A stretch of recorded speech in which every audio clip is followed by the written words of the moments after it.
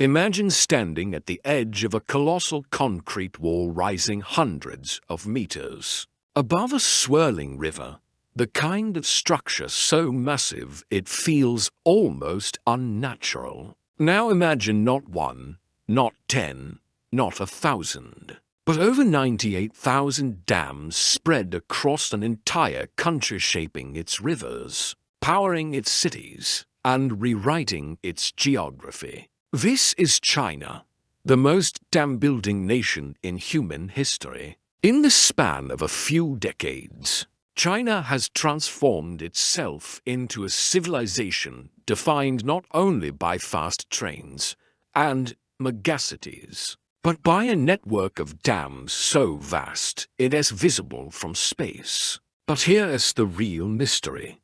Why would one nation build more dams than the rest of the world combined? What urgent need or grand ambition drove this unprecedented engineering campaign? And what has it meant for the people living beneath these walls of water? From massive hydropower plants that can light up entire provinces, to silent dams tucked away in remote valleys, each one carries a story of survival, power, and sacrifice. And as you'll soon discover, China's dam-building spree is far more than an engineering obsession. It's a deep, complex response to history, nature, and geopolitics. To understand why China built nearly 100,000 dams, you have to go back long before skyscrapers, highways, or even the modern Chinese state existed.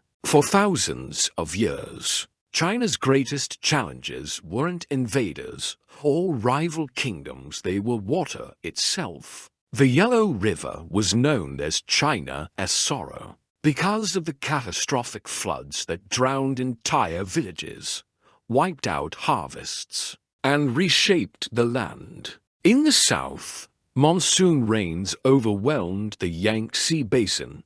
In the north, droughts left millions hungry. Water was unpredictable, brutal, and often uncontrollable. As China entered the 20th century and then sprinted into the 21st, its leaders knew that taming water wasn't just a matter of convenience. It was a matter of national survival. When China began industrializing at extraordinary speed, the demands for electricity surged. Cities were growing, factories were running non-stop, and hundreds of millions of people needed power. Hydropower offered a clean, domestic energy source at a time when China was still struggling with pollution and energy insecurity. But energy was only part of the story.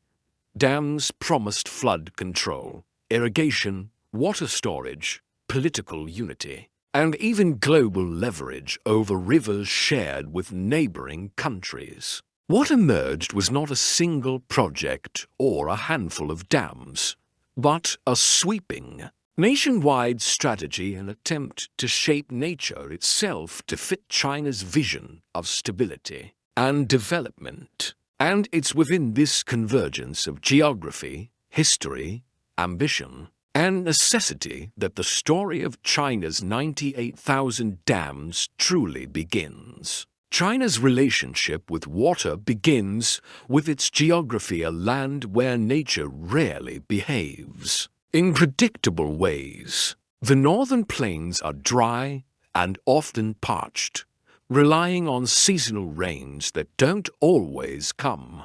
The southern regions, by contrast, sit under the weight of heavy monsoon systems that can dump staggering amounts of water in a short time. This imbalance has shaped Chinese civilization for thousands of years. With water scarcity in one part of the country and overwhelming floods in another, the Yellow River, often called the Mother River of China, has also been its greatest threat. Over centuries, this river has changed its course dozens of times and caused some of the deadliest floods in human history. Entire communities vanished under walls of muddy water, and massive reconstruction was required each time disaster struck. Meanwhile, the Yangtze River, carrying more water than any other river in Asia, unleashed devastating floods almost every decade. These were not minor inconveniences. They threatened food supplies, transportation routes, and the very stability of governments. For ancient leaders, controlling water meant controlling the nation. Fast forward to modern times, and the challenge only becomes more urgent. As China's population expanded and cities grew denser, the stakes of water mismanagement increased dramatically. Floods today could devastate industrial zones, agricultural belts, or megacities housing millions. Conversely, droughts in the north could bring factories to a halt and destroy crops across vast stretches of farmland. On top of this, many of China's rivers flow unevenly throughout the year. Some regions receive too much water at once and too little later. Dams became the chosen solution to stabilize these extremes, capturing excess water in the rainy season, releasing it during dry periods, and taming rivers that have long been forces of chaos. In China's eyes, controlling nature wasn't optional. It was essential for survival. As China sprinted into rapid industrialization, one of its biggest questions was simple yet monumental.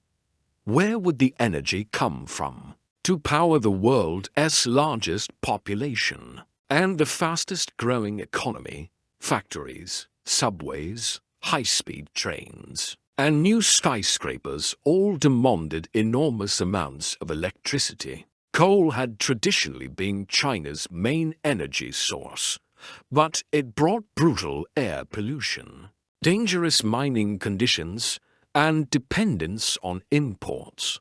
Hydropower, by contrast, offered a clean, domestic, and renewable alternative, one that could be generated by China itself using its rivers. This idea became irresistible to planners and officials. Building dams meant building energy independence. It meant powering provinces with local resources rather than relying on distant coal mines or foreign oil. And in the eyes of the government, hydropower was more than just energy, it was national progress. The Three Gorges Dam became the centerpiece of this ambition. Rising across the Yangtze River, it is one of the largest power stations ever built by humanity. Its turbines generate enough electricity to light up dozens of cities, reduce coal usage, and symbolize China's engineering capability to the world. But China didn't stop at one mega project. It built hundreds of hydropower stations in mountainous regions where steep drops made energy production easier.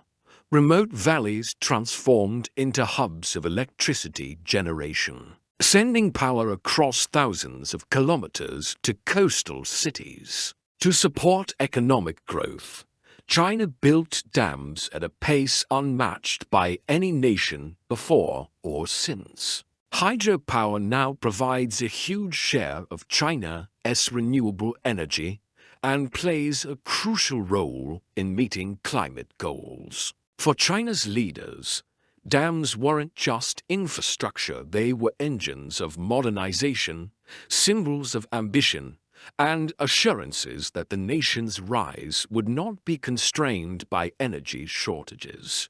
Few countries understand the destructive force of floods like China. Throughout history, seasonal flooding from the Yellow and Yangtze rivers has reshaped the land and taken millions of lives. Entire dynasties were weakened or overthrown because they failed to control the water that defined China's landscape. As the nation entered the modern era, it became increasingly clear that relying solely on embankments and natural barriers was no longer enough. Dams offered a powerful tool to finally regulate these volatile rivers by holding back massive volumes of water during flood season.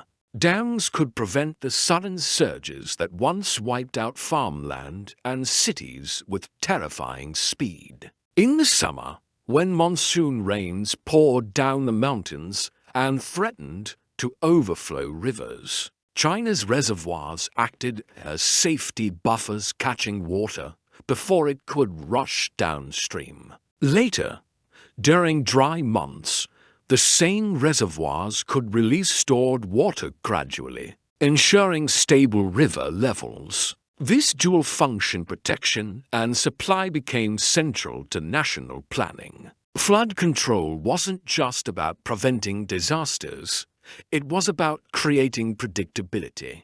A stable river system meant transportation routes stayed open, farms weren't destroyed, and industries could operate without fear of sudden shutdowns. For southern China, where flooding was frequent and intense, major dams like MZA and the Three Gorges became guardians of entire regions. Even smaller dams along tributaries played crucial roles in slowing water flow, reducing erosion, and preventing destructive overflow during heavy storms. At the same time, water management expanded beyond flood prevention. Dams supported drinking water storage, environmental flow regulation, and long-term drought mitigation.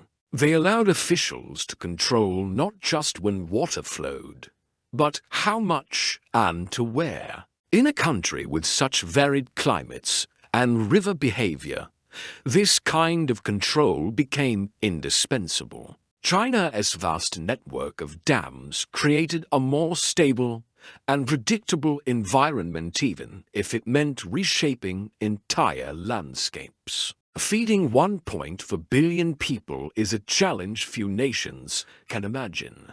China must constantly produce enormous quantities of rice, wheat, corn, and vegetables to maintain its food security. But the country's agricultural heartlands face major water challenges. Northern China, which produces a large portion of wheat and corn, suffers from chronic water scarcity. Wells run deep, rainfall is inconsistent, and rivers often run low during planting seasons. In contrast, southern regions receive more water than they need, often too much during monsoons. This imbalance made dams and reservoirs essential tools for national stability. With controlled reservoirs, China could store vast amounts of water in the wet season and divert it to dry agricultural belts during critical times.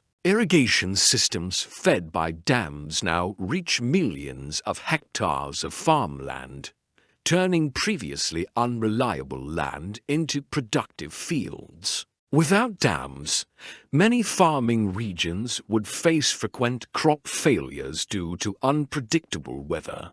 Dams also help regulate the flow of sediment and nutrients. By preventing sudden floods that wash away topsoil, they help keep farmland fertile. The stored water supports livestock, fish farms, and village-level irrigation networks that depend on steady water availability. Beyond food production, water security is political stability. Famines and food shortages have historically caused unrest in China, and leaders understand the importance of maintaining a stable food supply. Dams play an unseen but decisive role in ensuring that grocery stores remain stocked and prices stay manageable. They allow China to reduce dependence on foreign food imports and maintain self-sufficiency. From small rural reservoirs supporting rice paddies to massive water diversion projects that move water across provinces, dams power the entire agricultural rhythm of the country. In many ways, China's food security is built not just on farmland, but on the reservoirs that feed it. Behind China's massive dam-building effort lies a deeper political and social ambition. The desire to unify, modernize, and strengthen a vast and diverse nation. Infrastructure has always been a powerful tool in China's development strategy, symbolizing progress and demonstrating the capability of the state. Large dams, in particular, stand as monumental achievements, concrete proof of the government's ability to reshape nature itself. These projects became symbols of national pride. The Three Gorges Dam, for instance, wasn't just built to generate electricity. It was designed to be a landmark of China's technological prowess. A message to the world that China could accomplish what others considered impossible. Massive infrastructure also helps unify remote regions with the country's industrial core. Dams often come with new highways, railways, and power lines connecting rural areas to urban centers. This fosters economic growth and reduces regional inequality. At the same time, large projects mobilize millions of workers and require coordination across provinces, reinforcing centralized authority. The government's long-term planning model allows it to commit to multi-decade projects with enormous budgets, something many countries cannot sustain. As a result, China can build megastructures that serve both practical and symbolic purposes. Socially, dams create jobs, stimulate local economies, and offer new development opportunities. Entire towns may shift from agriculture to energy or construction-related industries. Yet, the political dimension goes even further. Controlling water is controlling stability. By managing water flows, the government reduces the risk of major disasters, preventing the kind of chaos that historically toppled dynasties. Dams also reinforce the narrative of modernization, one where China overcomes natural limitations through engineering. They represent confidence, ambition, and national unity. In the eyes of the state, dams are not just infrastructure, they're statements of identity, resilience, and vision for the future. China sits at the top of Asia's water tower, controlling the headwaters of many of the continent's most important rivers. The Mekong, Brahmaputra, Odyssey, Salween, and others all begin in Chinese territory before flowing into countries like India, Bangladesh, Myanmar, Laos, Thailand, and Vietnam. This geographic advantage gives China significant geopolitical influence. Whether intentionally or indirectly, building dams on these rivers allows China to control the timing and volume of water that reaches its neighbors. Lower-making countries, for example, depend on seasonal floods for agriculture and fishing. When upstream dams alter the natural flow, it can disrupt entire ecosystems and economies downstream. While China often insists its projects are for energy and development, neighboring nations see dam building as a potential strategic tool, one that could be used to pressure or influence them during diplomatic disputes. The Brahmaputra River is another major point of tension. It flows from Tibet into India and Bangladesh, supporting millions of people. Any large-scale diversion or damming by China raises concerns in New Delhi and Dhaka about water security, flood risks, and agricultural stability. Even if China has no intention of weaponizing water, the possibility creates geopolitical anxiety. Beyond Asia, China's expertise in dam construction has become part of its global strategy. Through the Belt and Road Initiative, Chinese companies build dams in Africa, Southeast Asia, and South America, exporting their technology and influence. This positions China as a global leader in hydropower and strengthens its diplomatic ties. Domestically, controlling transboundary rivers also helps China ensure its own water availability before the water leaves its borders. Dams offer storage, energy generation, and leverage. In geopolitics, water is power, and China's vast network of dams gives it an unparalleled advantage in shaping regional relationships and future negotiations. While China's dams have brought energy, stability, and development, they have also come with significant environmental and human costs. Behind every reservoir lies land that was once home to villages, farms, and historical sites. Millions of people have been displaced over decades to make way for rising waters. Entire communities had to relocate to higher ground, often starting their lives from scratch. Although many received compensation, the emotional and cultural loss was immense. Beyond the human impact, ecosystems across China have been fundamentally altered. Dams disrupt natural river flow, blocking the migration paths of fish and changing water temperatures, sediment levels, and nutrient distribution. In the Yangtze River, several species have become endangered or disappeared entirely, including the famous Beiji dolphin, whose extinction is often linked to environmental pressures intensified by development, including dams. Sediment buildup behind dam walls reduces the natural flow of fertile soil downstream, affecting farmland and delta regions. This can accelerate erosion and weaken riverbanks, creating long-term instability.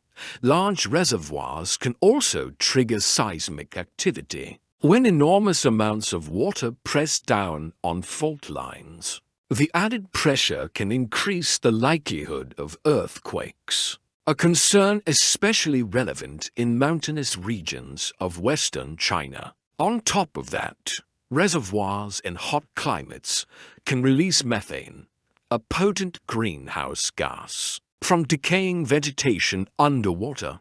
Even socially, not all dam projects have delivered equal benefits. Some rural regions sacrificed valuable farmland for electricity. That primarily flows to distant cities. Balancing development with preservation becomes a constant struggle.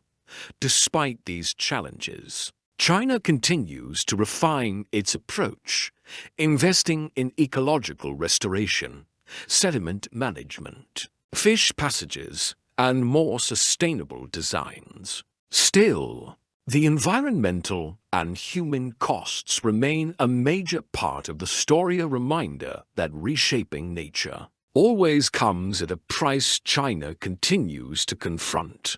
In the end, China's journey to building more than 98,000 dams is not simply a tale of engineering. It is a story of a nation reshaping its destiny by reshaping its rivers. These colossal structures stand as monuments to ambition, driven by the need to control floods, power cities, feed millions, and secure stability across a vast and diverse land. They reveal a country determined to master the natural forces that once threatened its very existence, while also pushing the boundaries of what modern infrastructure can achieve. Yet for all their benefits, the dams also carry shadows: displaced communities, altered ecosystems, and geopolitical tensions that ripple far beyond China's borders. They raise vital questions about sustainability,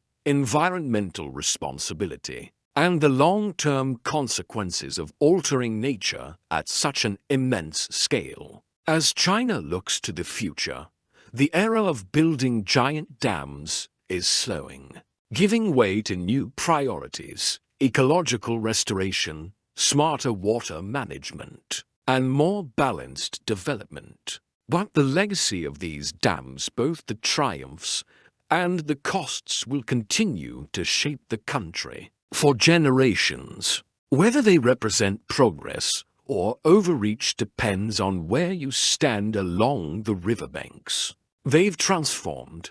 What's certain is that China's dam-building story is far from over. It remains a powerful reminder of how a nation's greatest challenges can become the driving force behind its greatest transformations, and how the pursuit of security, growth, and national pride can leave a lasting imprint on the landscape. As the world watches China navigate the delicate balance between development and preservation, one question lingers: what does it truly mean to control a river, and what must be sacrificed to do so?